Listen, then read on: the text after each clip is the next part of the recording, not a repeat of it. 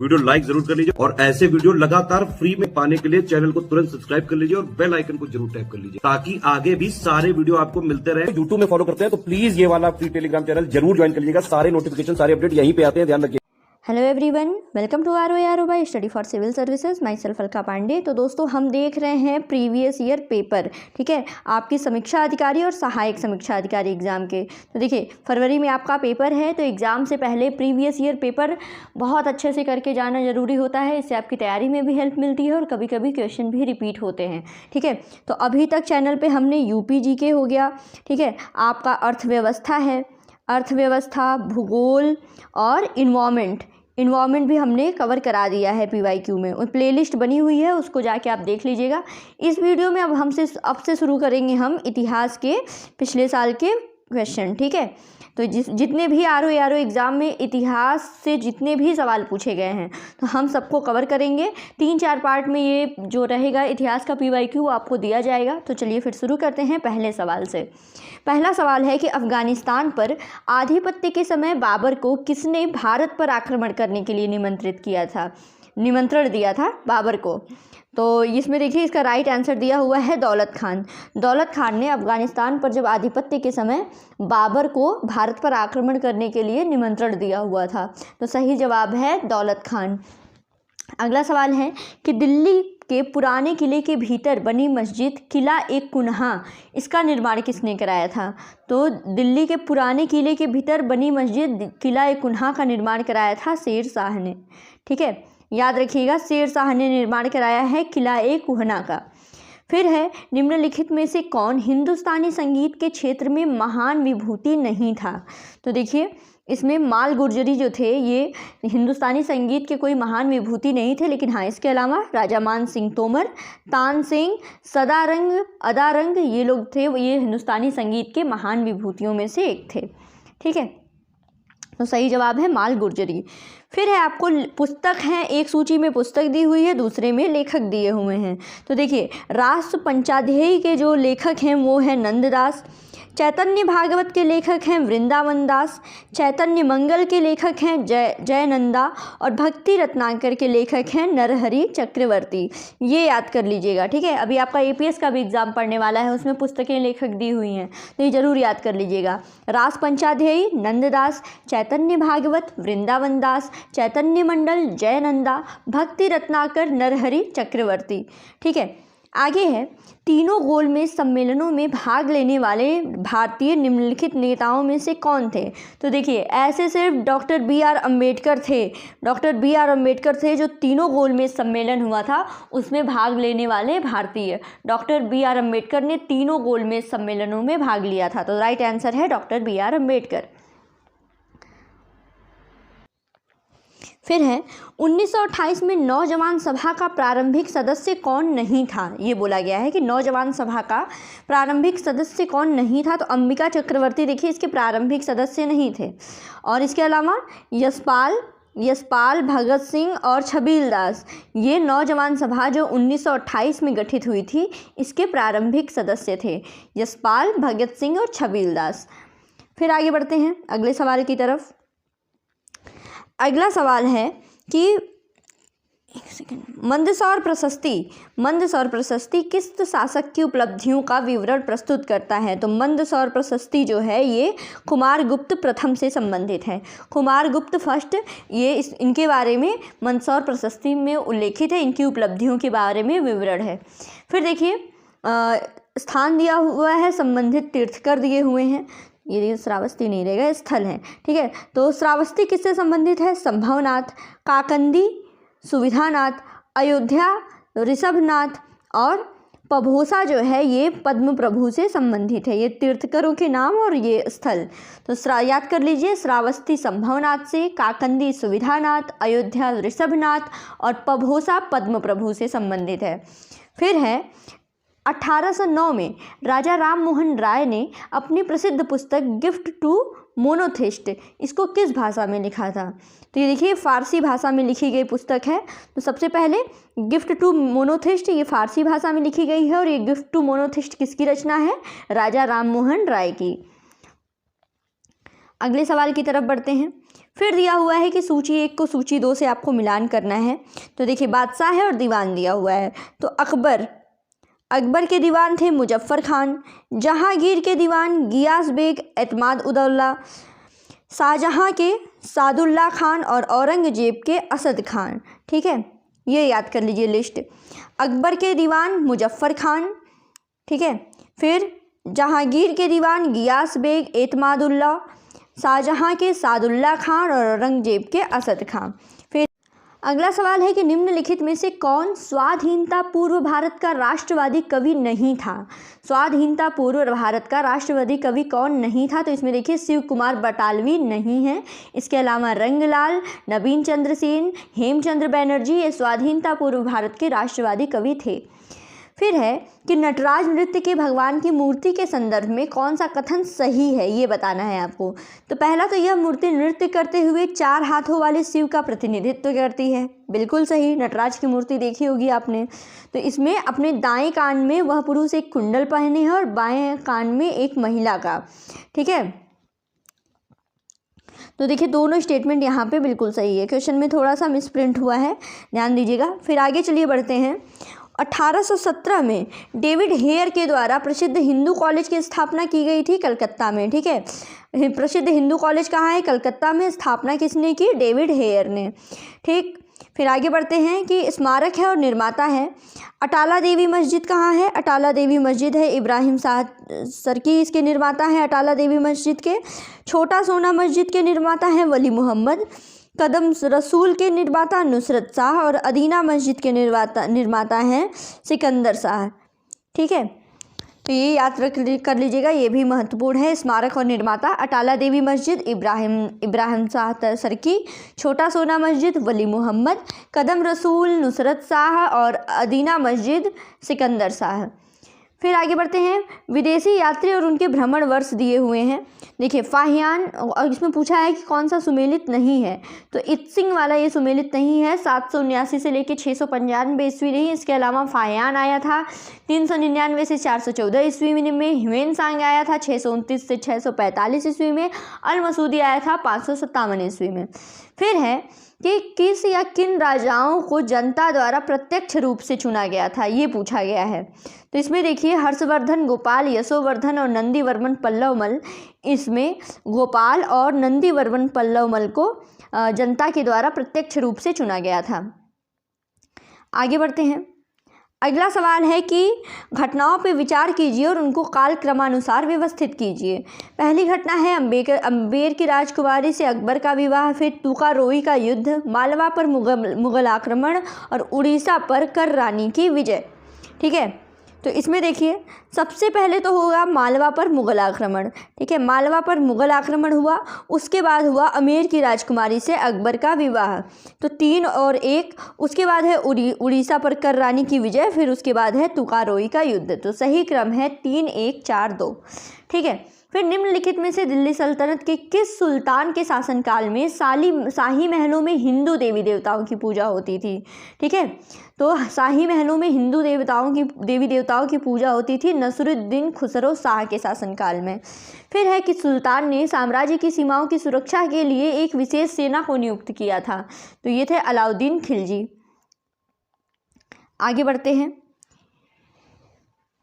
मुगल बादशाह द्वारा नियुक्त बंगाल का अंतिम सूबेदार कौन था? मुगल बादशाह द्वारा नियुक्त बंगाल का अंतिम सूबेदार था मुर्शिद कुली खां। फिर है किसे गुरु नानक ने अपना उत्तराधिकारी घोषित किया था? तो देखिए लहना को गुरु नानक ने अपना उत्तराधिकारी घोषित किया था। फिर भारत आने वाला पुर्तगाल देश का कौन नहीं था?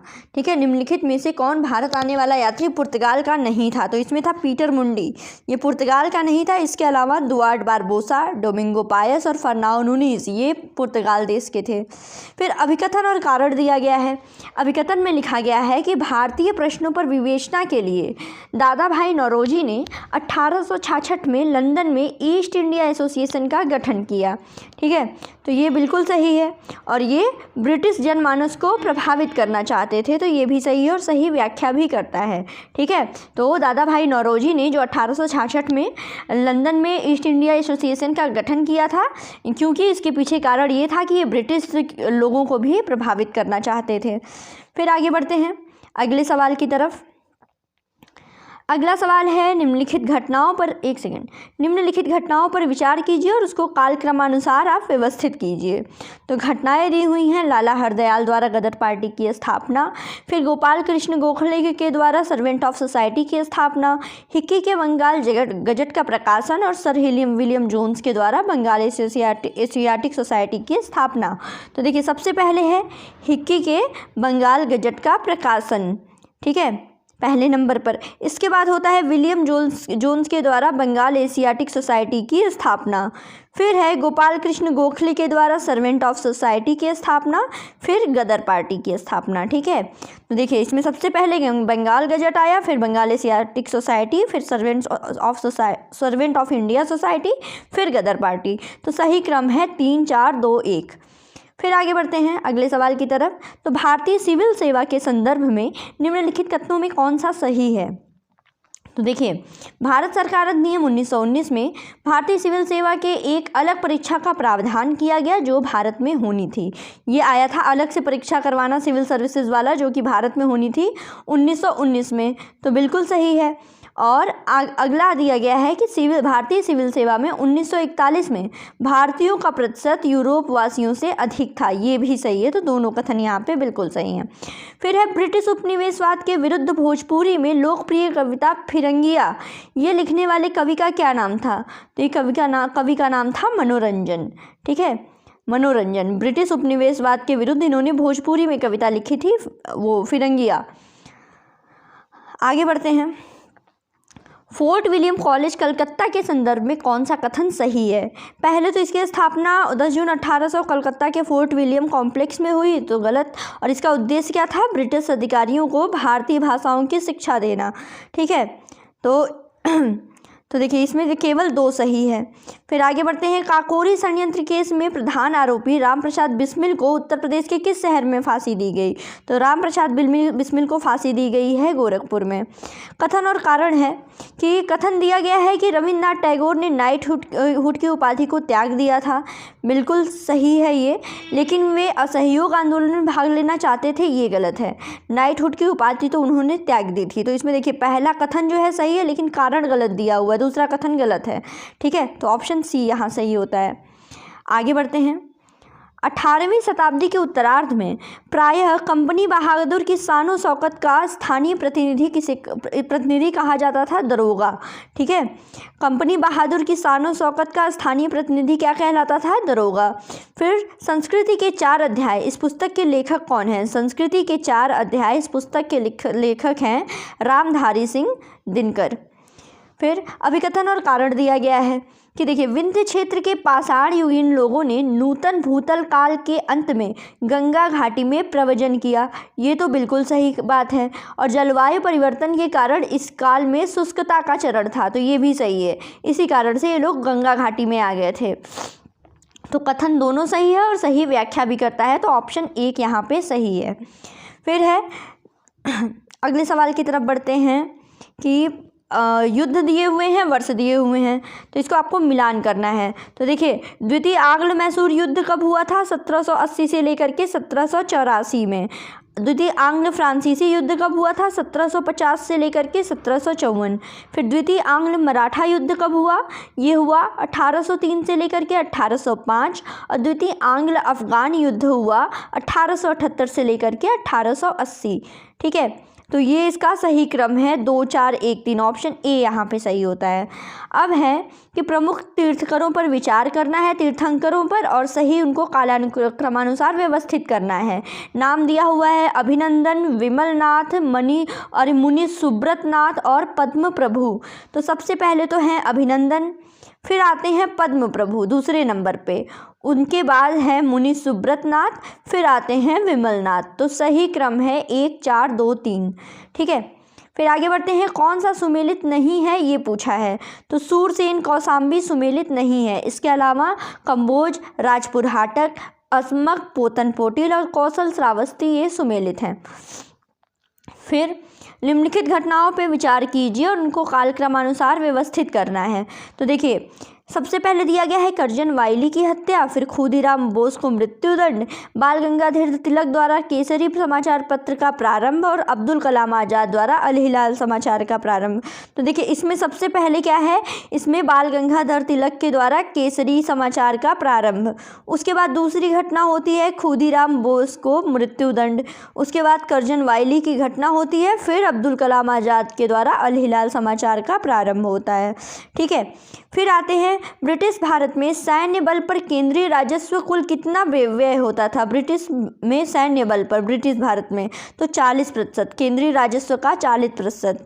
फिर आगे बढ़ते हैं कि किस राजा ने अपने मंत्रियों पर पशुओं पर क्रूरता पर प्रतिबंध लगाने के लिए काशी क्षेत्र भेजा था।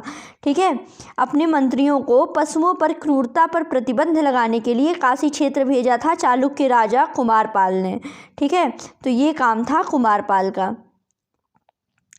आगे बढ़ते हैं, किस शासक ने सिंघल द्वीप के विरुद्ध 642 ईस्वी में 2 समुद्री अभियान भेजा था।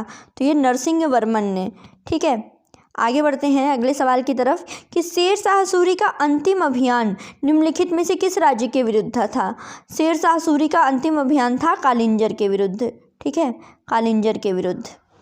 आगे बढ़ते हैं, कुछ घटनाएं दी हुई हैं और उनको कालक्रमानुसार आपको व्यवस्थित करना है। कन्नौज का युद्ध, चौसा का युद्ध, तालीकोटा का युद्ध और खानवा का युद्ध। तो देखिए, इसमें सबसे पहले हुआ था खानवा का युद्ध। खानवा के युद्ध के बाद होता है चौसा का युद्ध, उसके बाद है कन्नौज का युद्ध, तब होता है तालीकोटा का युद्ध।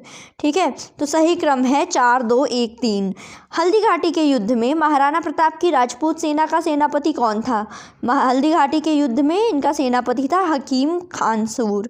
ठीक है, फिर कुछ घटनाएं हैं, उन पे विचार करना है और उनको कालक्रमानुसार व्यवस्थित करना है। सिक्किम का विलय, झांसी का विलय, पंजाब का विलय और बर्मा का विलय। तो सबसे पहले देखिए, इसमें हुआ है पंजाब का विलय, उसके बाद होता है सिक्किम का विलय, फिर है बर्मा, फिर है इसमें बर्मा का विलय, फिर होता है झांसी का विलय। ठीक है, तो अगर सही क्रम देखा जाए तो पहले है पंजाब, फिर सिक्किम, सिक्किम के बाद बर्मा, फिर झांसी। आगे बढ़ते हैं, अगला सवाल है कि छत्रपति शिवाजी से संबंधित निम्नलिखित घटनाओं को कालक्रमानुसार व्यवस्थित करना है। तो चाकन के जिले पर विजय है, फिर अफजल खां का प्रकरण है, मुगलों से मतभेद का प्रारंभ है और सूरत पर आक्रमण तथा लूटना। तो देखिए, सबसे पहले होता है इसमें चाकन के किले पर विजय, फिर मुगलों से मतभेद प्रारंभ हो जाता है, फिर अफजल खां का प्रकरण होता है और लास्ट में सूरत पर आक्रमण और उसको लूटना। ठीक है, तो निम्नलिखित में से कौन सी मुद्रा छत्रपति शिवाजी के राज्य में प्रचलित मुद्रा नहीं थी। तो ये थी रुपया। इसके अलावा लारी, टका, रुका ये सब प्रचलित थी। फिर विद्रोह आंदोलन दिए हैं और उनके वर्ष दिए हुए हैं। तो तेभागा आंदोलन कब हुआ, ये 1946 से लेकर के 1947 में हुआ। मोपला आंदोलन हुआ 1921 में। फिर और पाबना किसान विद्रोह हुआ 1879 से 1880 और बंगाल नील विद्रोह हुआ 1859 से 60। ठीक है, इनके वर्ष देख लीजिएगा, चारों बहुत इंपॉर्टेंट हैं।